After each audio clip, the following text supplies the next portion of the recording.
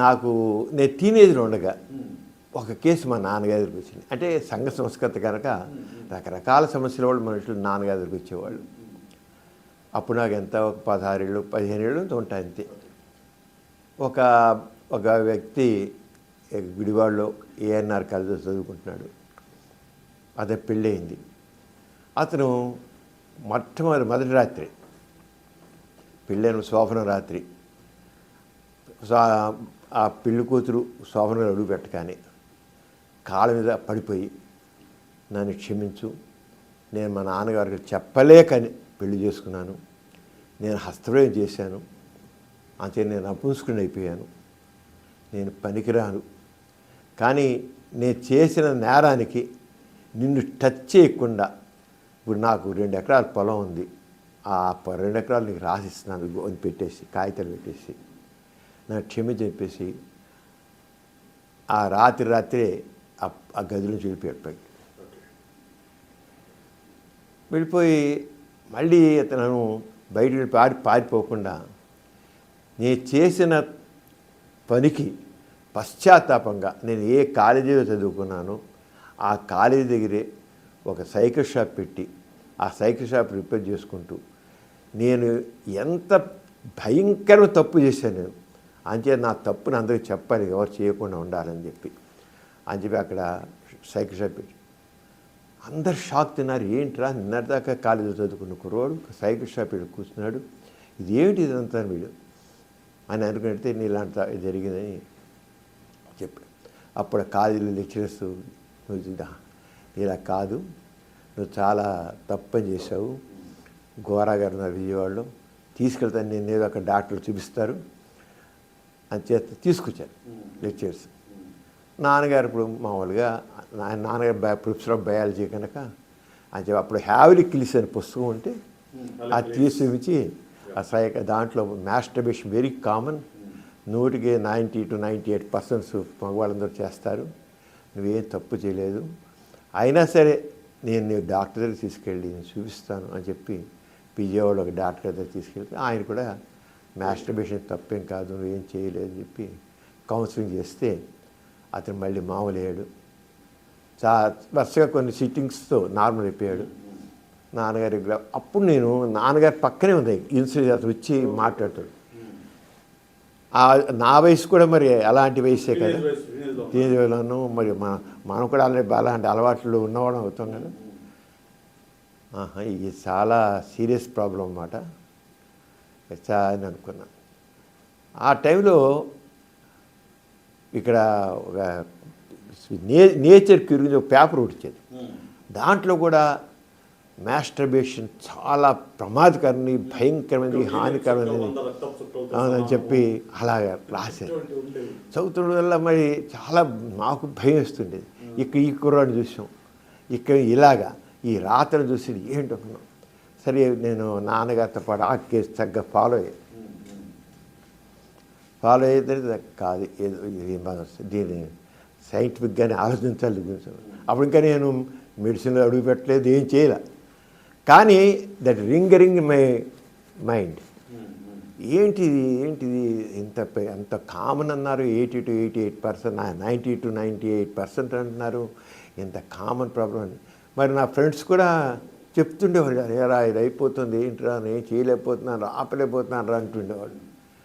సరే మెడిసిన్లో జాయిన్ అయ్యాం.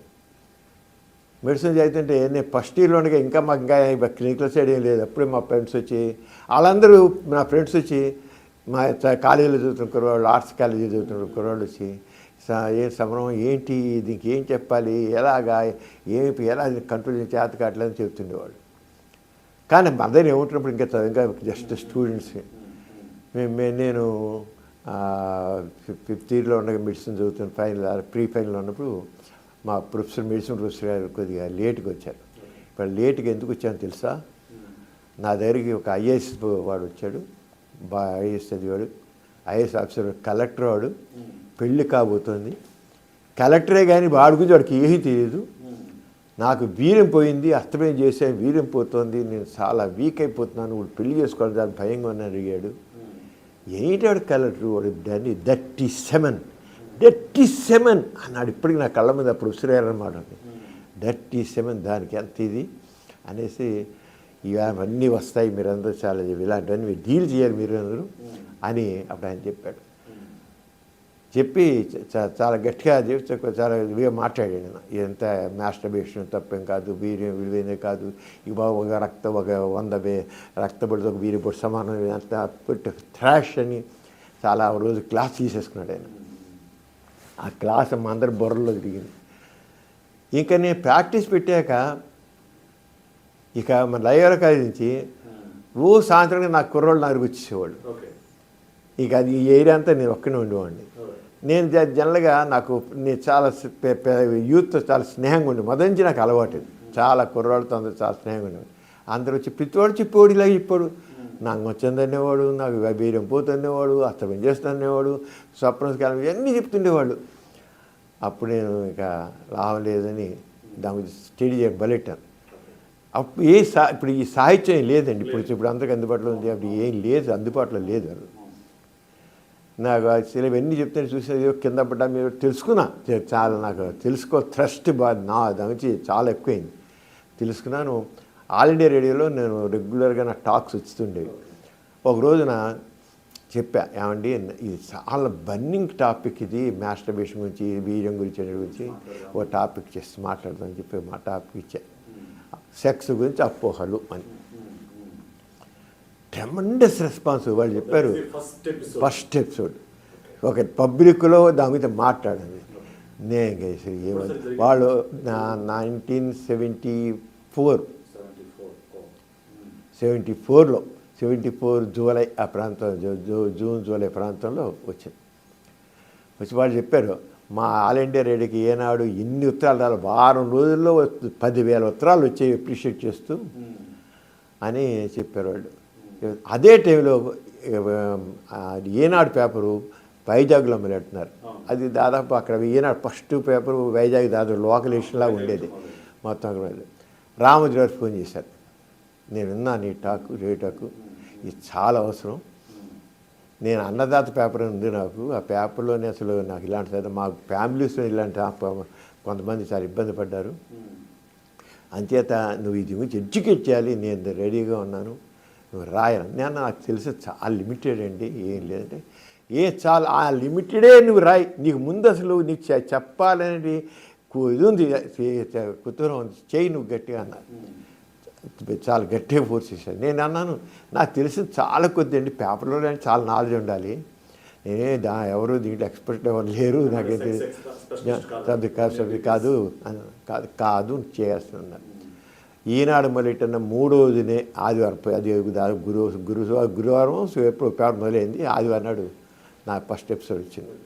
సెక్స్ సైన్స్ అని పెట్టి చెప్తే ట్రెమెండస్ రెస్పాన్స్ వచ్చింది. ఈనాడు వారం 7 కల్లా ఎన్ని దాదాపు 10,000 20,000 ఉత్తరాలు వచ్చేవి అక్కడి నుంచి వైజాగ్ ఉత్తరాలు వచ్చేవన్నీ చాలా రెస్పాన్స్ వచ్చింది.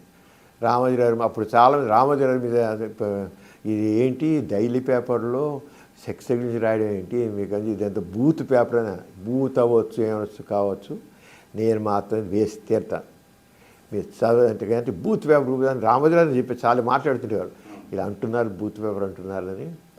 కానీ ఆయన మాత్రం చాలా గట్టిగా నిలబడి చాలా వేసి చాలా మధ్య 2వ సంవత్సరం చేయగల 2 వారానికి 2 సార్లు పెట్టారు, ఆదివారం బుధవారం రాయడం. ఎందుకంటే అది రెస్పాన్స్ బాగా ఎక్కువ ఉంది.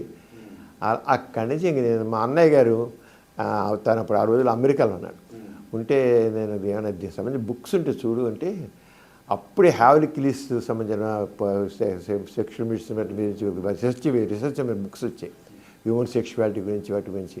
అలా కిన్సే పరిశోధన, ఆ పుస్తకాలన్నీ అమెరికా నుంచి పంపించారు. అక్కడి నుంచి మాస్టర్ జాన్సన్ది కిన్సే పరిశోధన బాగా స్టడీ చేశాను. అక్కడి నుంచి నా జర్నీ స్టార్ట్ అయింది విషయంలో. ఇంకా అప్పటి నుంచి ఇంక జరుగుతూనే ఉంది. సంవత్సరాల పాటు అయిన తర్వాత మా టీవీ మొదలెట్టిన కొద్ది వారాల్లోనే మా టీవీలో మొదలెట్టారు రాశారు వాళ్ళు. సంబరం సమయం పెట్టి వారం ఒకసారి శనివారం రాత్రి 12 గంటల నైట్ 12 గంటలకు వేసేవాడు. 12 గంటలకు వస్తే ఏం చూసేవాళ్ళు జనాలు అప్పుడు మా టీవీలో బిగినింగ్లోనే.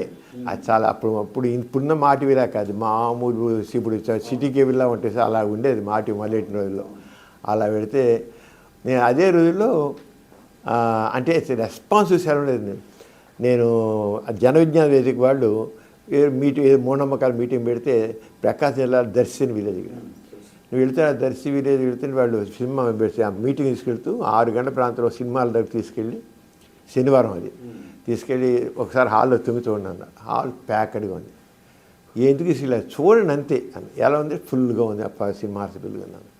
మళ్ళీ అయిపోయింది, మళ్ళీ తిరిగి వస్తున్నాను. తిరిగి వస్తుంటే 11 ప్రాంతం మీటింగ్ అయిపోయి తిరిగి వస్తున్నాం.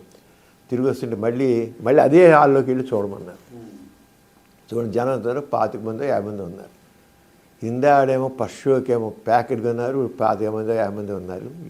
ఏంటో తెలుసా, ఇక శనివారం 12 గంటలకి మీ ప్రోగ్రాం వస్తుంది, అంచేత ఎవరు ప్రొపరేటర్గా చెప్పడం, ఆ జనం అందరూ రావడం మానేశారు. సినిమాకి రావట్లే, మీ ప్రోగ్రాం వస్తుంది, సినిమా చూడట్లేదని చెప్పారు. ఎంత ఆ రంగం ఇంకా చాలా ఇలాంటి ఇష్యూస్ చాలా, అంటే నాకు ఒక రకంగా ఇక నేను చేసేది కరెక్ట్గా ఉంది, ఇంకా చెయ్యాలి అనేది నాకు వచ్చిన తర్వాత ఏనాడైంది స్వాతులు రాసాను. స్వాతులు ఇప్పుడు దాదాపు 30 సంవత్సరాల నుంచి రాస్తూనే ఉన్నాను. 30 సంవత్సరాల నుంచి ఇప్పుడు వస్తుంది స్వాతులు, ఇప్పటికి వస్తుంది స్వాతులు. దాదాపు 40 ఏళ్ళ ఎందుకంటే అనుభవిస్తారు రెగ్యులర్గా. బలరాం గారు కూడా అంతే, చాలా అవసరం అండి అన్నారు. మధ్యలో ఎప్పుడో ఒక 2 ఏళ్ళు ఆపారు. ఆపి మళ్ళీ ఎట్టారు, ఆపి మాత్రం మళ్ళీ